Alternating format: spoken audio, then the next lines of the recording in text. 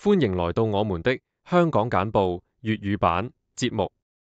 今日新聞第一則：英國國會議員 Vera Hardhouse 在前往香港探望剛出生的孫子時，卻被拒絕入境。這是自1997年以來首宗此類事件。事件引發了對香港民主原則和個人自由的擔憂。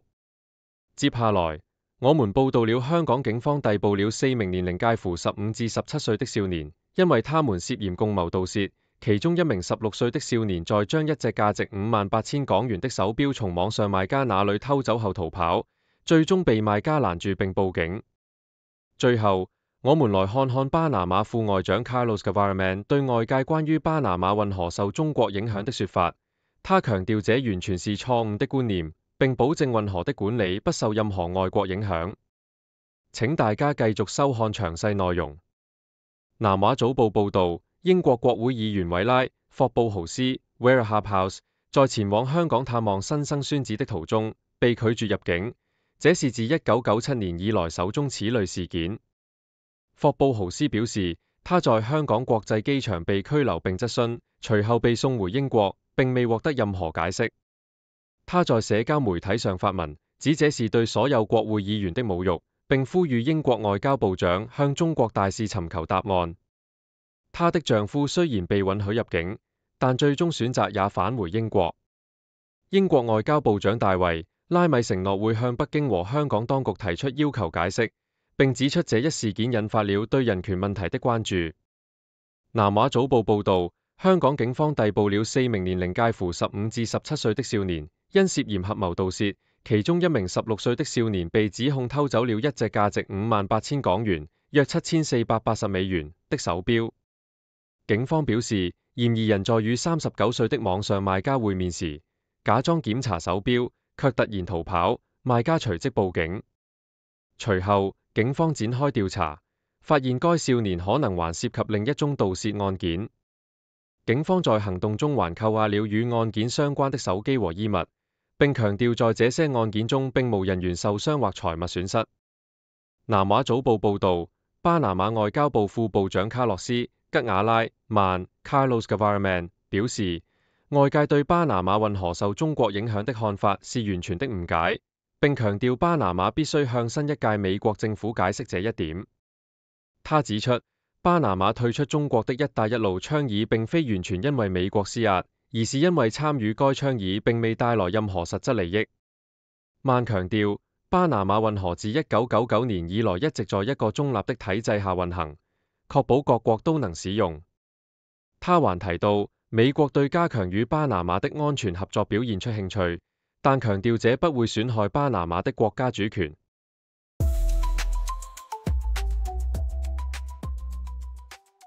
南華早報報導，香港的鄧俊文和謝影雪在日本的羽毛球亞洲錦標賽中贏得了他們職業生涯中最大的勝利，奪得混合雙打冠軍。他們在半決賽中驚險擊敗了中國組合蔣振邦和魏雅欣，並在決賽中以21至15、17至21、21至13的比分戰勝了日本的水川大輝和藤那津，歷時1小時。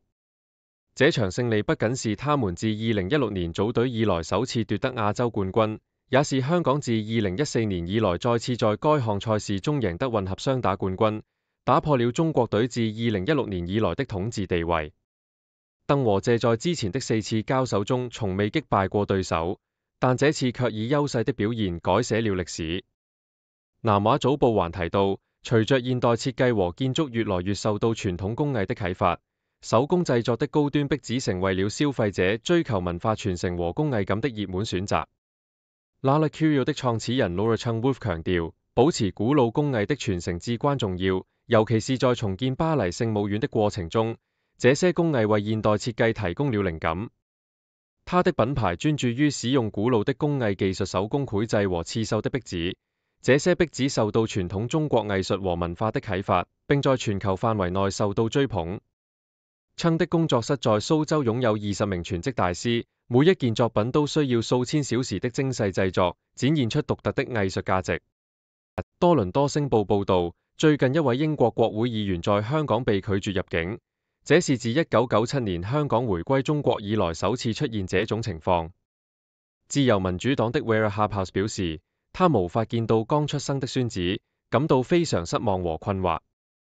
英國駐香港領事館已經對此事件表示關注，並將此事緊急上報當地當局。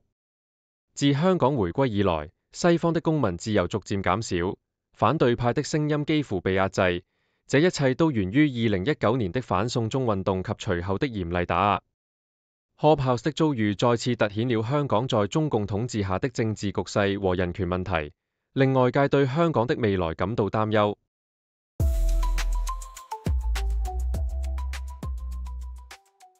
南華早報報導，香港財政司司長陳茂波表示，香港將加快吸引外資、人才及首次公開募股 IPO 的步伐，並加強對金融市場的監管，以應對美國的高關稅政策。他提到，由於美國總統特朗普對中國及香港商品徵收高達145%的關稅，投資者的悲觀情緒仍然存在。陳茂波指出，香港會為中小企業提供流動性支持和風險保障，並且已經推出多項措施來幫助中小企業獲得資金，預計將惠及約2700名保單持有人。他強調，香港需要成為全球企業上市的首選地，並將加強與東南亞及中東市場的聯繫。在另一篇報道中，南華早報分析了導演陳嘉上如何通過電影《最後的選擇》改變香港警匪片的風格。這部1994年的經典作品不僅有着引人入勝的劇情和真實的角色塑造，更着重於警察的個人生活，展現了他們在工作中面對的情感挑戰。陳嘉上在拍攝過程中獲得了部分特警的非官方指導，讓影片的戰術場面更加真實。隨着續集的推出，雖然後續作品的劇情逐漸偏離了原作的深度，但《最後的選擇》依然被認為是90年代香港電影的代表之一。最後，南華早報指出，由於美中貿易戰導致股市波動，投資者應該關注替代資產的投資機會。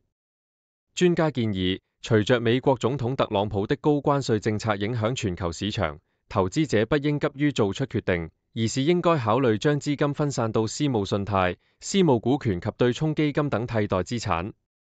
隨着市場的不確定性增加，私募信貸的需求預計將持續增長，並成為投資者減少風險的有效工具。專家指出，隨着美國市場的地位可能會下降，投資者需要重新調整他們的期望和策略，尋求更穩定的長期回報。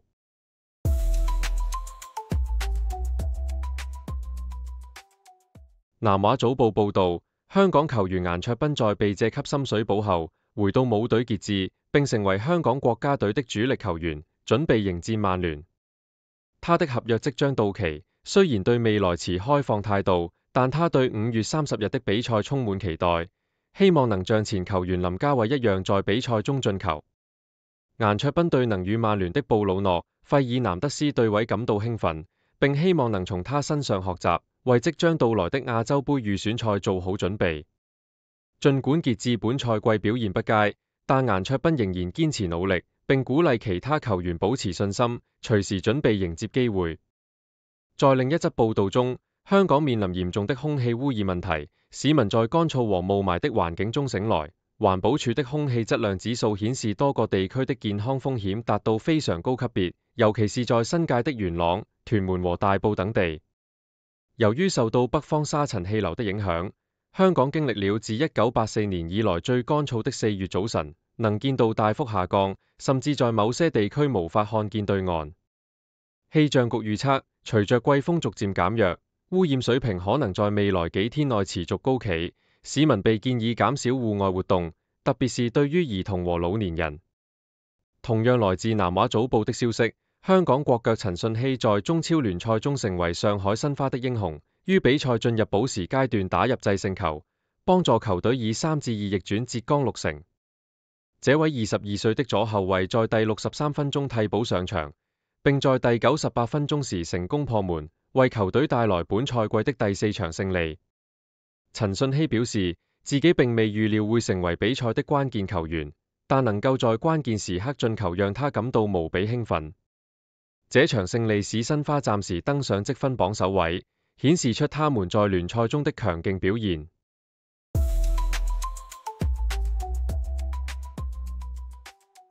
南華早報報導，隨着中美貿易戰的升級，內地買家對香港房地產市場的情緒變得越加謹慎。專家指出，宏觀經濟的不確定性以及貨幣貶值風險正影響着房市。JLL 香港主席曾俊華表示，香港的房地產市場與經濟息息相關，而貿易戰將不可避免地對房價前景造成不利影響。隨着中國宣布將對所有美國進口商品加徵125%的關稅，市場的動盪導致離岸人民幣匯率跌至歷史低點。專家預測，若人民幣持續貶值，香港的房價將受到負面影響，並且有可能在短期內凍結交易。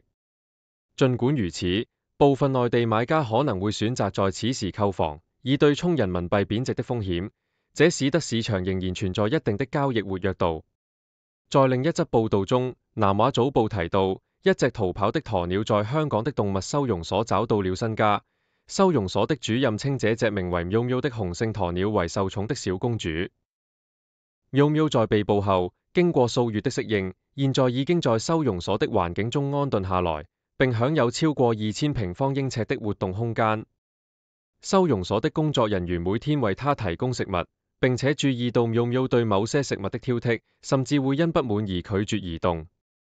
社表示，收容所希望能夠向公眾開放，讓更多人了解這隻特別的鳥，但同時也強調不應該將不適合在香港飼養的動物帶進城市，以免造成動物和自主的困擾。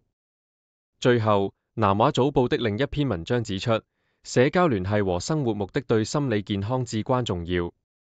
作者提到，面對學業壓力和社交焦慮，年輕人需要真誠的同伴關係來提供非評判性的理解和支持，這對於建立社區的韌性至關重要。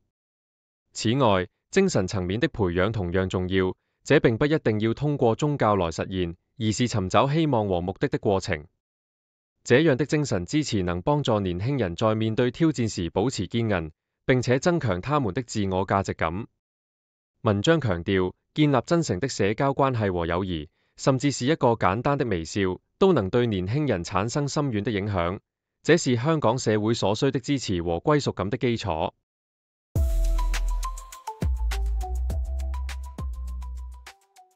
南華早報報導，香港藝術家陳建華的回歸展覽 Tiago de Evo 在 Art Basel 週期間引起熱烈討論，儘管展覽名稱難以發音。這次展覽在香港最古老的商業畫廊之一的中央 Galerie du Monde 舉行，展覽的政治緊迫感和沉浸式的藝術體驗讓人印象深刻。陳建華曾被認為是香港最傑出的當代藝術家。2014年，他在威尼斯雙年展上代表香港，展出以優雅花卉圖案隱藏廣東裝畫的壁紙。這次展覽則表現出人類歷史的無盡循環。他在2017年後保持低調，並在疫情期間思考政治和哲學，創作了名為 EU Speak 的新系列，透過重新排列字母來挑戰政府的語言操控。在這次展覽中，陳建華創造了一個末世景觀，展廳內有一堆重達10噸的瀝青，鋼框架和舊電視半埋其中，形成一個不規則的斜坡。展覽的中心是一根印有哲學名言和政治信息的壁紙柱，象徵着伊甸園的善惡樹。壁紙和天花板都被燒焦，展示了人類的殘酷與暴行，讓觀眾感受到深沉的思考和反思。他的作品不僅僅是對當前事件的回應，更是對人性和集體記憶的深刻探討，並藉此反思宗教對道德觀的影響。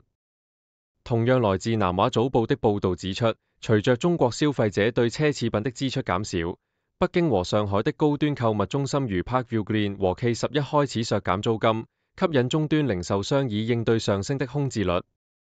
K11 因租金收入持續下降而放寬租戶標準，而 Parkville Green 則計劃吸引更多多元化的餐飲業者來重新激活商業潛力。根據報告，中國主要城市的購物中心空置率上升，北京的空置率達到 10.6%， 上海的空置率為 9.5%。隨着消費者對奢侈品的信心低迷，許多國際奢侈品牌如 Gucci 和 Prada 也關閉了多家門店，面臨着重新調整品牌結構和租戶組合的挑戰。儘管市場情緒低迷，但一些買家仍在尋找機會，特別是在黃金地段的資產，預計交易量在未來將顯著上升。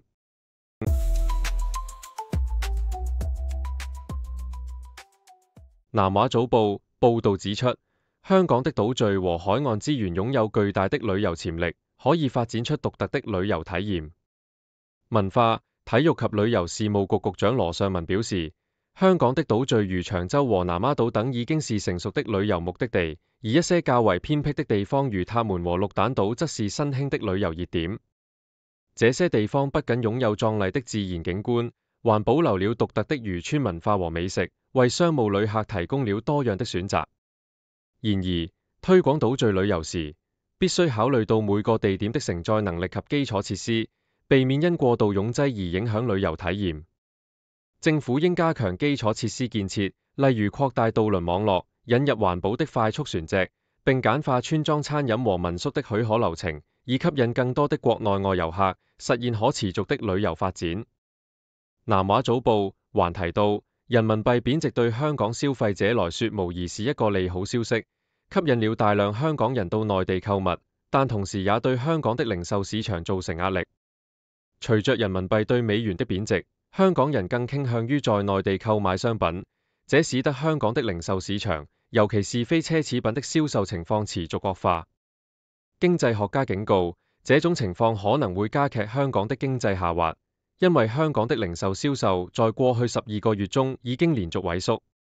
許多香港消費者表示，內地的商品價格更具競爭力，尤其是在大件商品上，這使得他們更願意跨境購物。